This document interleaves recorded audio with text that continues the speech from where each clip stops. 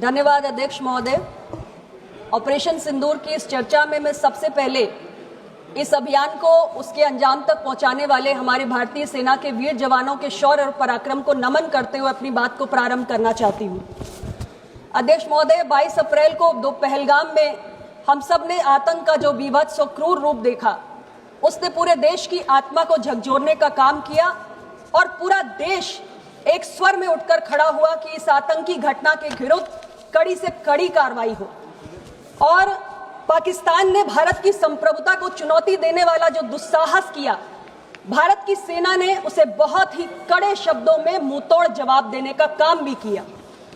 विश्व के इतिहास में ऐसा पहली बार हुआ कि केवल 22 मिनट के अंदर 9 हाई वैल्यू आतंकी लॉन्च पैड को ध्वस्त कर दिया गया। अध्यक्ष महोदय, आतंकियों ने कभी कल्पना भी नहीं की होगी कि भारत इतनी कड़ी कार्रवाई करेगा। 100 से अधिक आतंकी मौत के घाट उतर गए और दशकों से जो आतंकी पाकिस्तान में रहकर भारत के खिलाफ साजिशें करने का दुस्साहस करते थे, वो सब अल्लाह को प्यारे हो गए।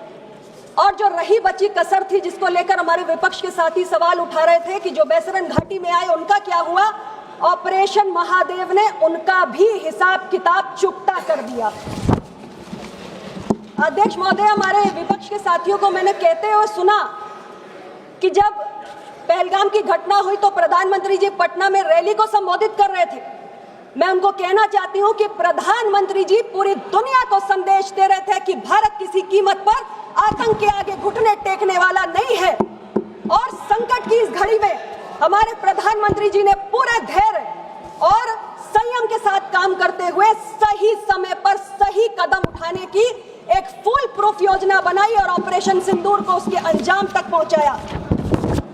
भारत आतंकवाद के प्रति जीरो टॉलरेंस की नीति अपनाता है और इसलिए हमने जब पाकिस्तान पर हमला किया तो केवल हमने आतंकी ठिकानों को निशाने पर लिया, लेकिन भारत की कार्रवाई से बौखलाए हुए पाकिस्तान ने हमारे नागरिक क्षेत्रों पर, हमारे सैन्य ठिकानों पर हमला करते हुए पूरी दुनिया के सामने अपने आप को एक्सपोज करने का काम किया।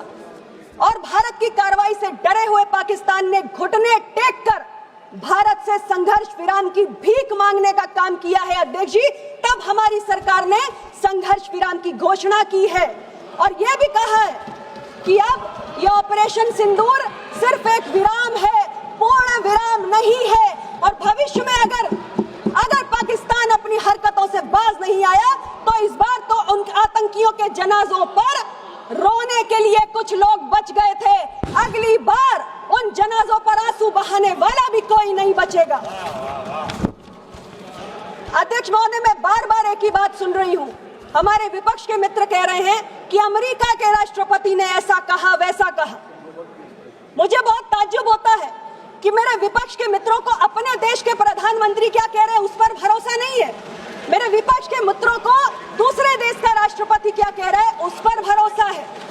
यानी प्रधानमंत्री जी ने फोन पर 2 टूक कहा कि भारत ने अपनी शर्तों पर संघर्ष विराम किया है, लेकिन इन्हें उस पर यकीन नहीं। कल को अध्यक्ष जी, कल अगर अमेरिका के राष्ट्रपति कहेंगे कि भारत में सूरज पश्चिम से उगता है तो हमारे विपक्ष के मित्र ये भी मान जाएंगे।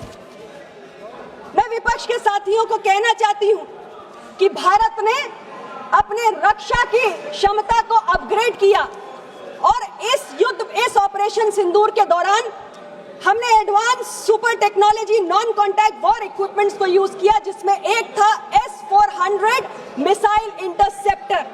अध्यक्ष जी, इसका सप्लायर रशिया है और मैं विपक्ष के मित्रों से कहना चाहती हूं कि अमेरिका ने हमें टेक्नोलॉजिकल सैंक्शंस की धमकी भी दे डाली और कहा कि भारत इसको ना खरीदे, लेकिन ये देश के प्रधानमंत्री श्री नरेंद्र मोदी हैं जिन्होंने कहा कि देश की रक्षा के साथ किसी भी प्रकार का कोई समझौता नहीं होगा, किसी के दबाव में आने वाली ये सरकार नहीं है। और हमने S-400 को खरीदा। ऑपरेशन सिंदूर को उसके अंजाम तक पहुंचाने में इसने एक महत्वपूर्ण भूमिका निभाने का काम किया है। अध्यक्ष जी, मैं बार बार अपने विपक्ष के मित्रों से सुन रही हूं, वो कह रहे हैं कि विदेश नीति फेल हो गई। ये किसकी भाषा है? ये भाषा पाकिस्तान की है। वो बार बार ये बात कह रहा है कि भारत की विदेश नीति फेल हो गई और और मुझे ताज्जुब होता है, मेरे विपक्ष के मित्र भी वही बात कहते हैं। और जब ये हमारे भारत विरोधी ताकतों की भाषा बोलते हैं तो मैं कहती हूं ये रिश्ता क्या कहलाता है। अध्यक्ष जी, अभी मुझे थोड़ा बोलने दीजिए। अध्यक्ष जी, ये कहते हैं कि सर्वदलीय डेलीगेशन भेजे आपने, क्या हुआ? उन डेलीगेशन में तमाम दलों के हमारे एमपीज गए थे और कांग्रेस पार्टी से मैं कहना चाहती हूँ, इनके 3 वरिष्ठ नेता, 2 सांसद, 1 वरिष्ठ नेता उसमें गए, मैं नाम नहीं लेना चाहती। और उन्होंने कौन सा गुनाह किया? उन्होंने केवल अंतर्राष्ट्रीय मंच पर पाकिस्तान को कटघरे में खड़ा करने का काम किया।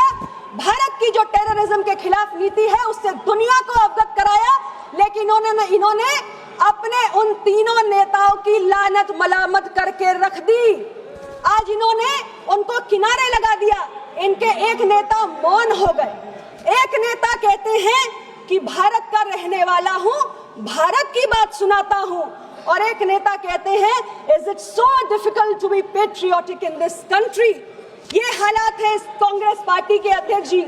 और मैं इनको याद दिलाना चाहती हूं कि जब संयुक्त राष्ट्र में कश्मीर का मसला उठा था तब भी भारत की सरकार ने, माननीय नरसिंह राव जी की सरकार ने एक डेलीगेशन भेजा था जिसका नेतृत्व वाजपेयी जी ने किया था, और वहां उन्होंने भारत का साथ दिया था, भारत की आवाज को रखा था, और उनकी पार्टी ने उनके साथ किनारा नहीं किया था। ये हमारी विदेश नीति है।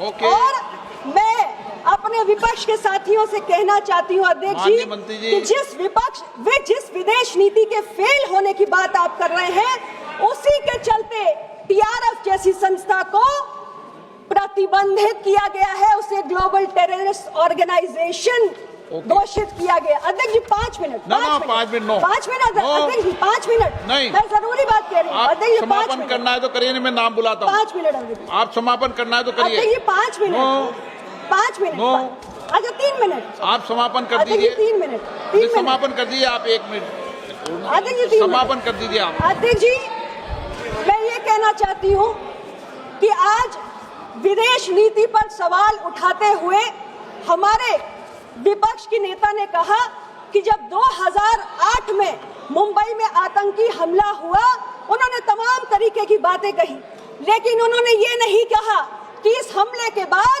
दोनों देशों के प्रधानमंत्रियों ने जॉइंट स्टेटमेंट जारी किया और पाकिस्तान को आतंकवाद का पीड़ित देश घोषित करने का काम इन्होंने किया, इनकी सरकार ने किया। और विदेश नीति पर सवाल उठाने वाले लोग आज ये भी कहते हैं कि भारत और बांग्लादेश की सीमा पर फेंसिंग नहीं होनी चाहिए, क्योंकि अगर फेंसिंग हो गई तो दोनों देशों के बीच के रिश्ते खराब हो जाएंगे। मुझे नहीं मालूम कि हमारे विपक्ष के साथी कौन सी विदेश नीति इस देश के अंदर लागू करना चाहते हैं। अध्यक्ष महोदय, हमारे प्रधानमंत्री जी ने 73 देशों की यात्राएं करके जो भारत की ब्रांडिंग की है, ये उसका नतीजा है कि दुनिया के तमाम देश आज भारत के साथ खड़े हुए हैं। भारत आज केवल सुनने वाला देश नहीं है, भारत आज बोलने और नेतृत्व करने वाला देश है। ये आपकी विदेश नीति थी जिसमें पीओके का एक बड़ा हिस्सा चीन के पास चला गया, लेकिन ये हमारी सरकार है जिसने ऑपरेशन सिंदूर को जलाकर पाकिस्तान को और पूरी दुनिया को आतंकवाद के खिलाफ भारत की 0